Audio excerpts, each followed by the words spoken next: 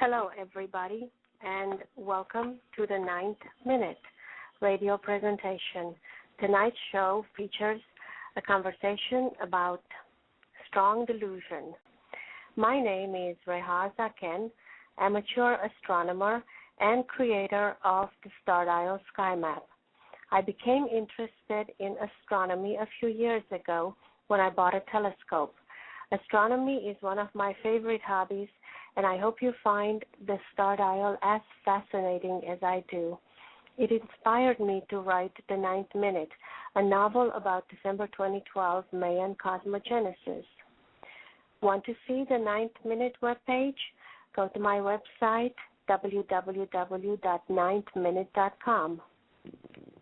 One tidbit of astronomical information most people seem to know is their sun sign, but few people know what it actually means. Does your horoscope seem a little bit off? Does it seem to be written for someone else? Chances are it is. If you ask 100 people what their sun sign is, most of them will be able to tell you. But the fact is, they may not be correct.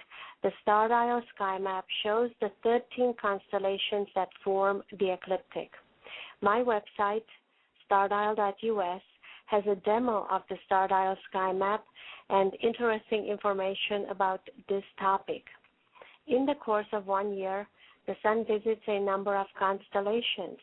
This path is called the ecliptic and is divided into the 12 well-known constellations of the zodiac.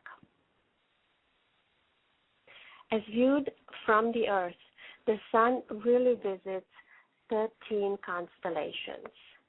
The ecliptic runs exactly along the middle of the zodiac constellations and the 13th constellation named Ophiuchus by ancient astronomers.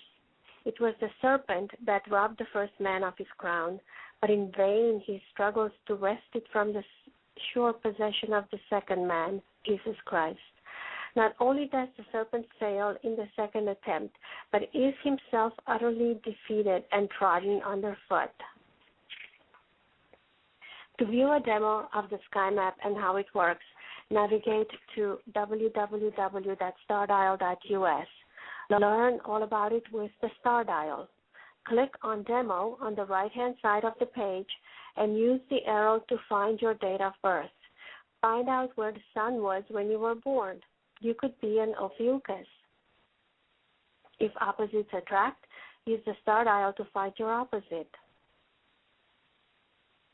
Enjoy, and let me know what you think of the Star Dial on my Facebook wall, 9th Minute, or Twitter at @rzaken. When the sun system was set up more than 1,000 years ago, the sun's path was divided into 12 equally spaced signs regardless of the constellation size. Cancer, for example, is a small constellation and Pisces very large, but both were accorded an equal 1/12 of the sun's annual path. This simplification is the result of early astronomers' dislike of the number 13. Superstitions about the number 13 have been with us for thousands of years and still persist today. Claiming that there are only 12 constellations is similar to maintaining the Earth is flat.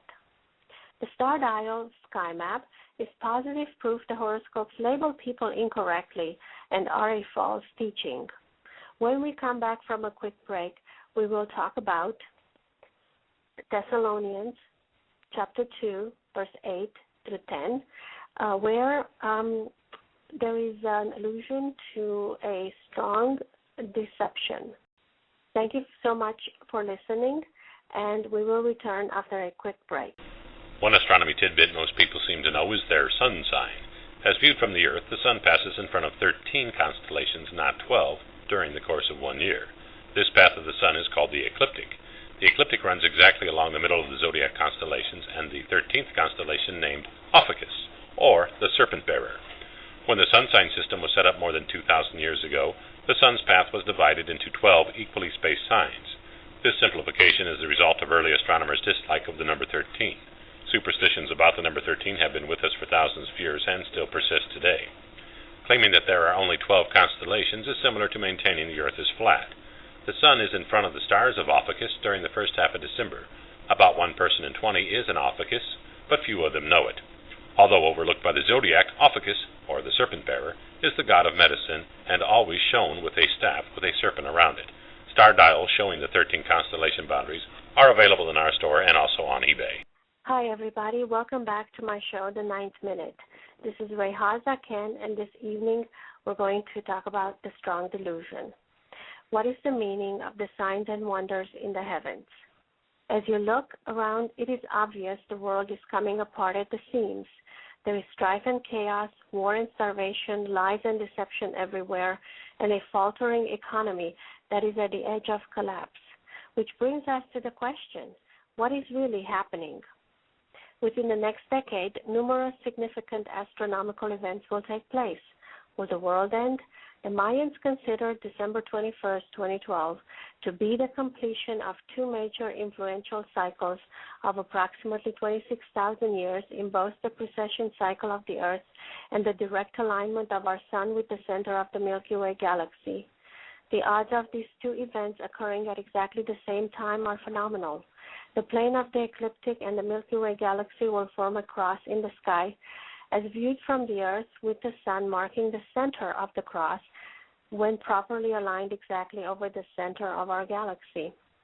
A small minority of people believe the year 2012 will bring cataclysmic events unequaled in human history.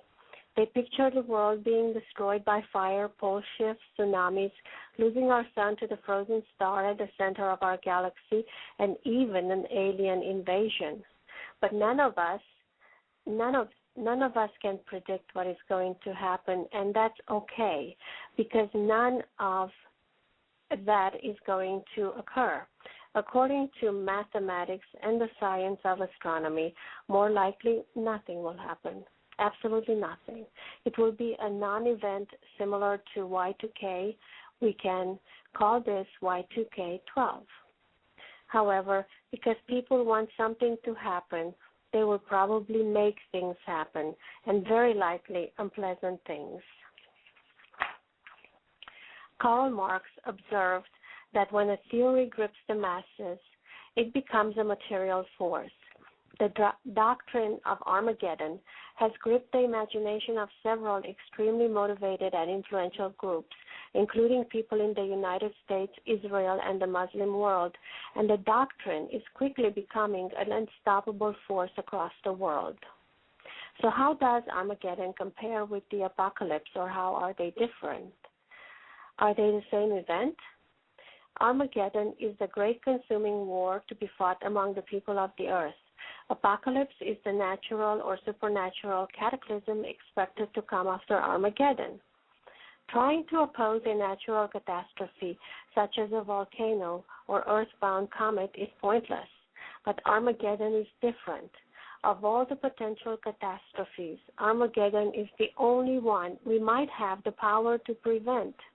In the final clash between good and evil, some experts predict 2 to 3 billion people are supposed to perish. Evangelical Christians are a group eager to precipitate Armageddon, looking forward to the rapture, the exalted moment when before the battle begins, true and faithful Christians are literally lifted up into the air to join God and have the opportunity to observe the battle from heaven. With only 294 days until winter solstice 2012, everyone from private enterprise to the Vatican is involved in this global ready-made marketing campaign for apocalyptic destruction theories. But we know nothing will actually happen. We have a caller on line 1. Evening. Hello, how are you tonight? Rehazaken. I'm fine, and how are you? I'm pretty good. I guess it's a little later than evening. This is Savant. I listen to your program regularly, trying to contribute. Noticed a couple things that you said that I'd like to comment about, if possible.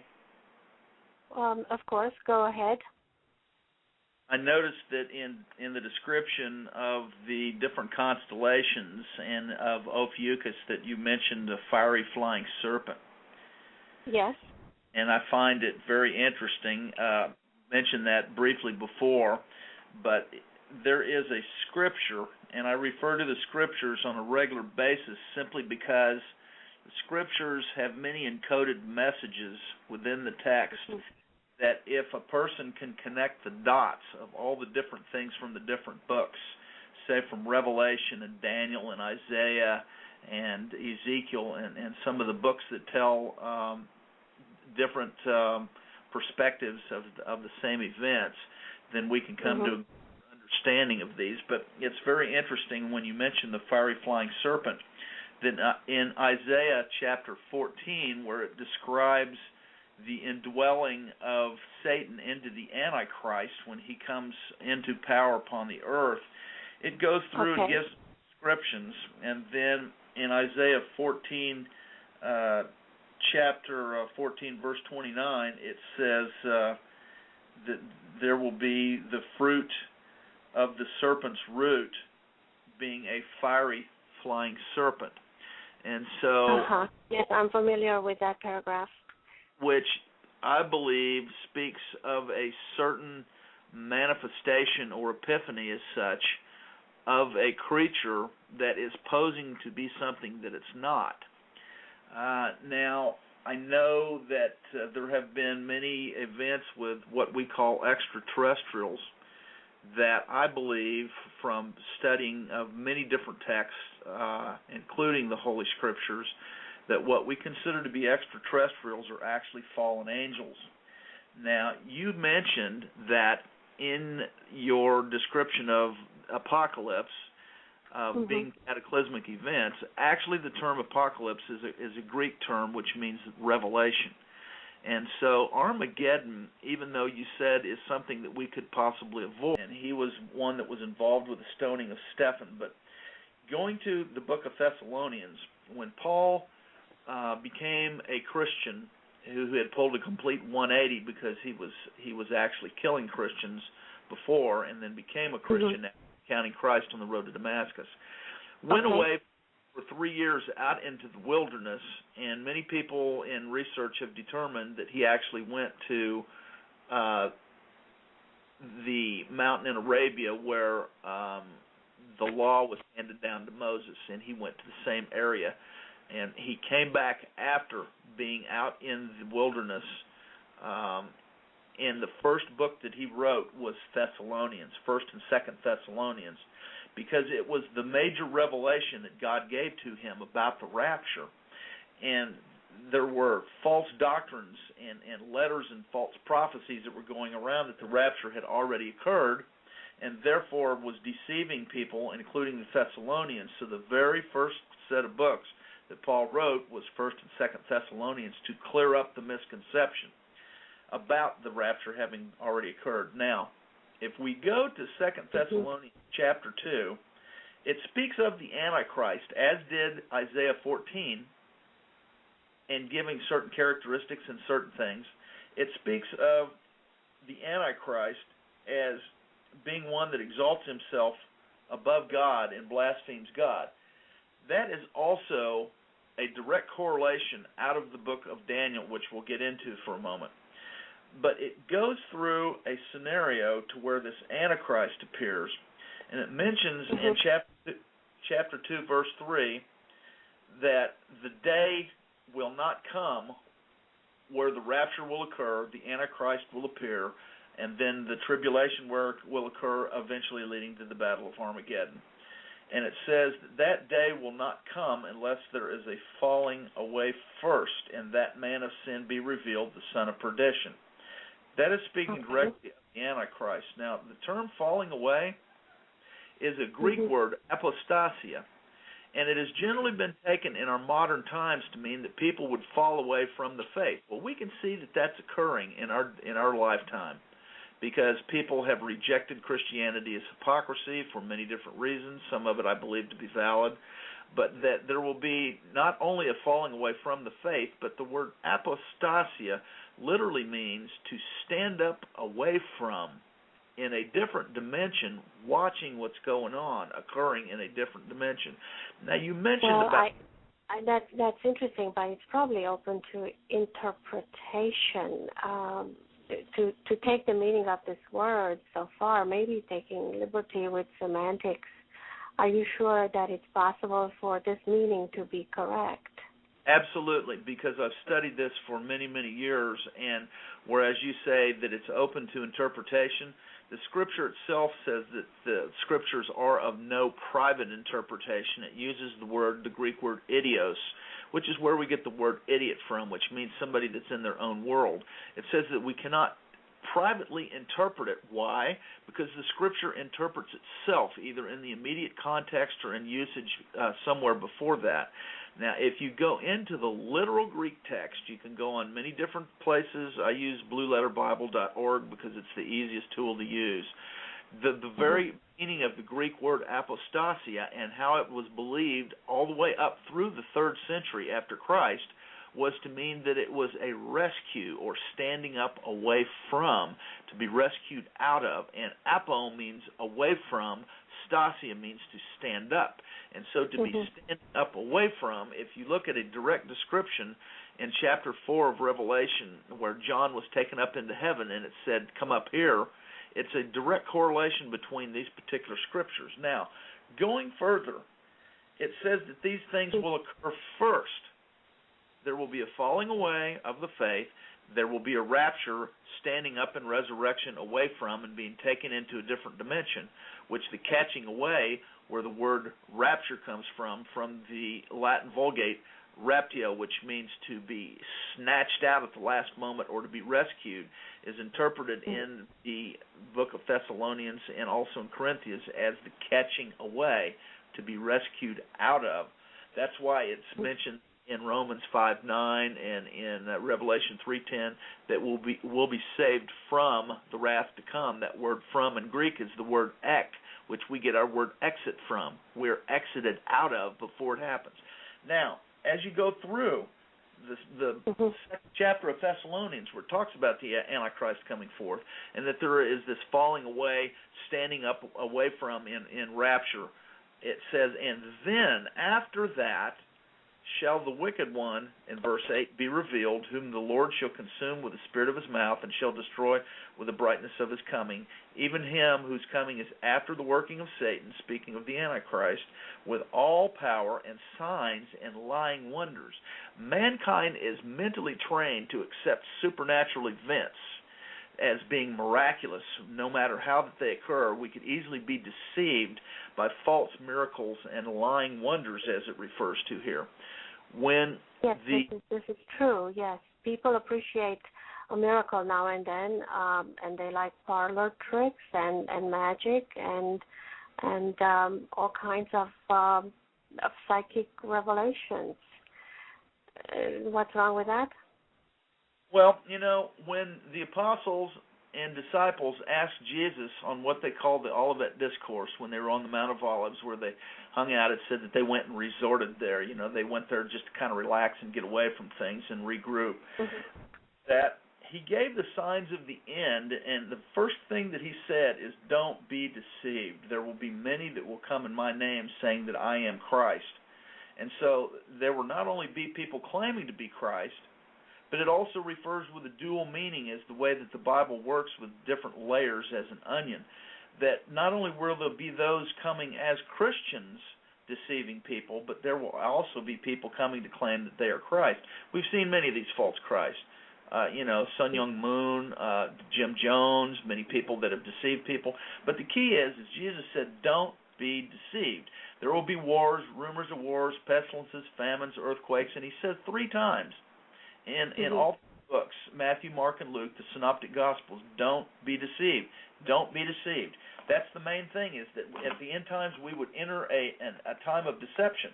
As we go on through the book of Thessalonians, where it says that this Antichrist comes with all lying wonders and false power and signs, in verse 10, chapter 2, with all deceivableness of unrighteousness in them that perish, because they receive not the love of the truth that they might be saved.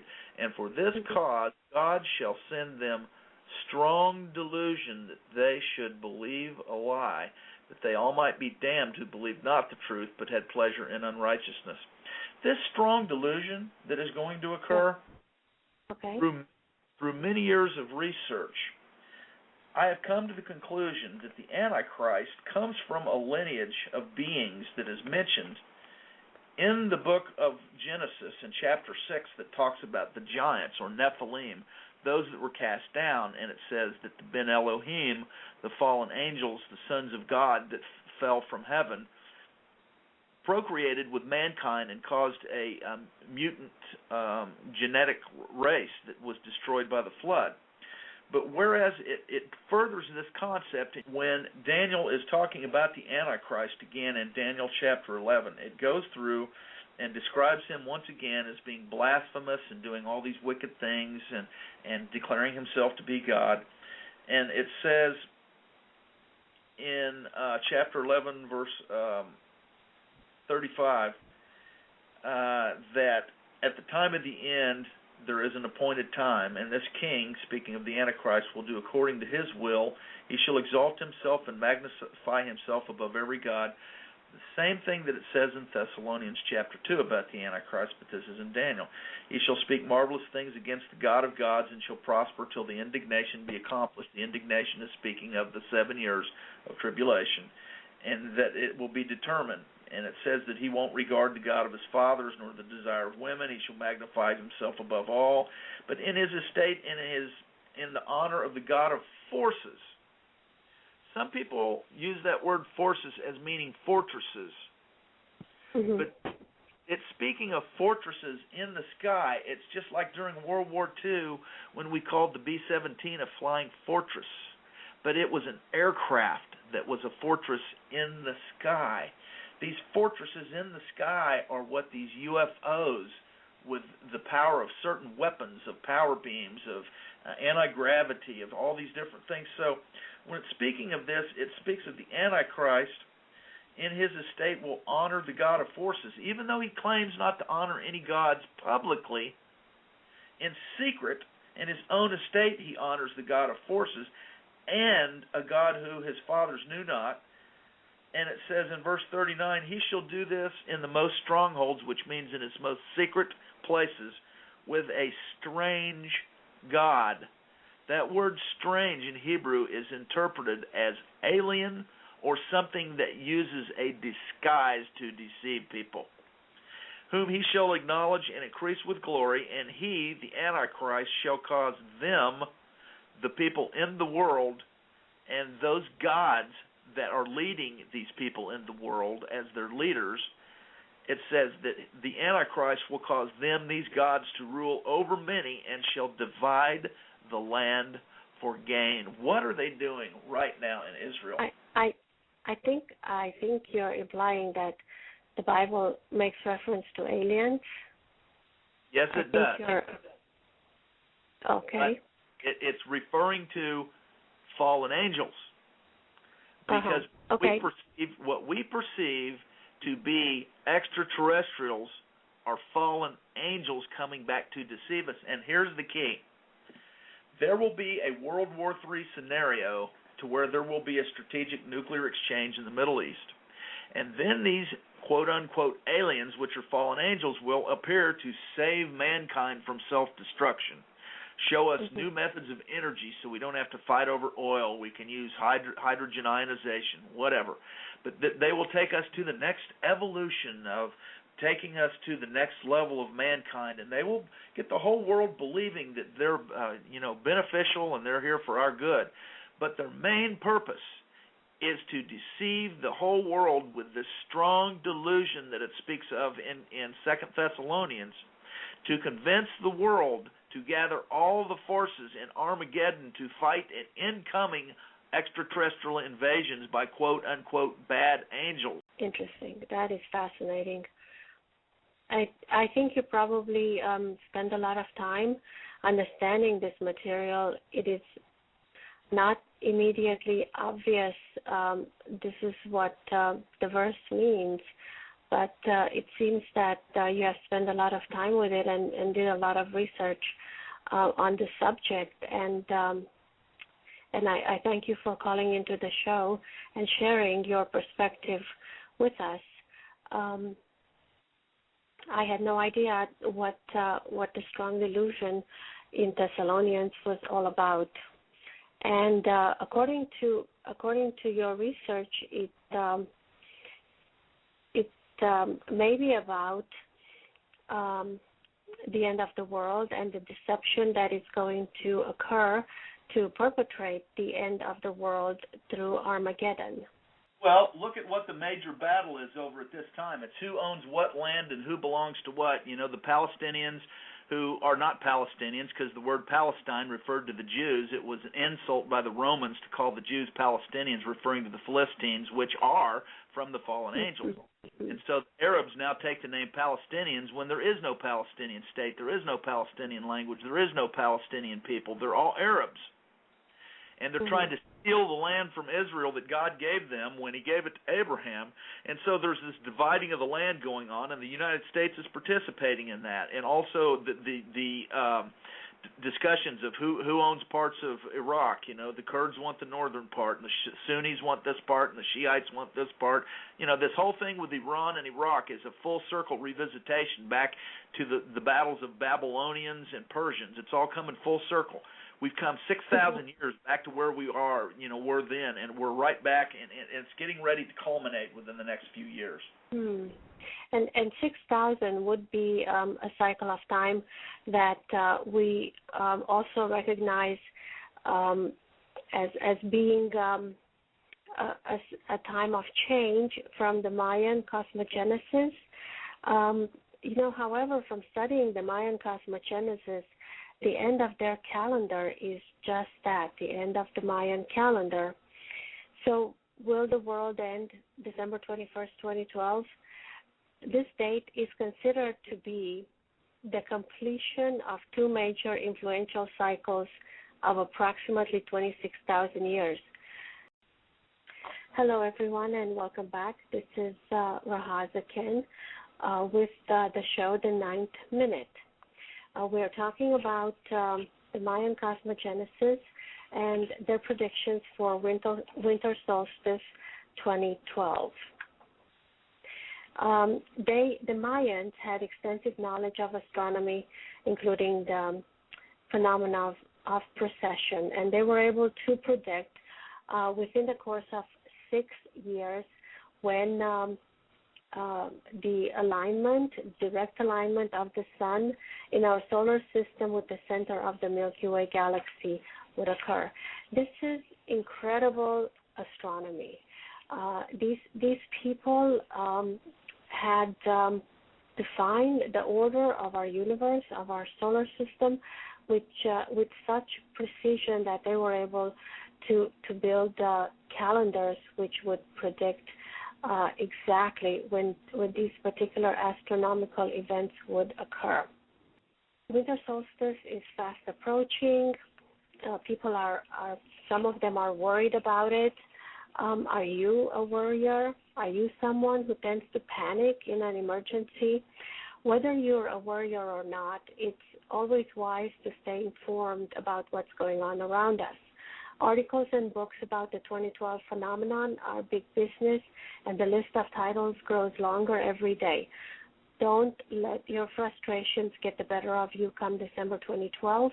If you do experience minor delays and inconveniences, put your feet up and relax. Go out and take a walk. Try deep breathing exercises. Get together with friends and console yourself with the thought that we are all in the same boat. If it would make you feel better to prepare by gathering emergency supplies, by all means do so. In our upcoming show, we will talk about the essentials that most people should consider stocking up for this particular date. Please join me next time in Central Time. In closing, a favorite quote from Jacob's Ladder. If you're frightened of dying and you're holding on, you'll see devils tearing your life away. If you've made your peace, then the devils are really angels freeing you from the earth. I think my listeners are the best.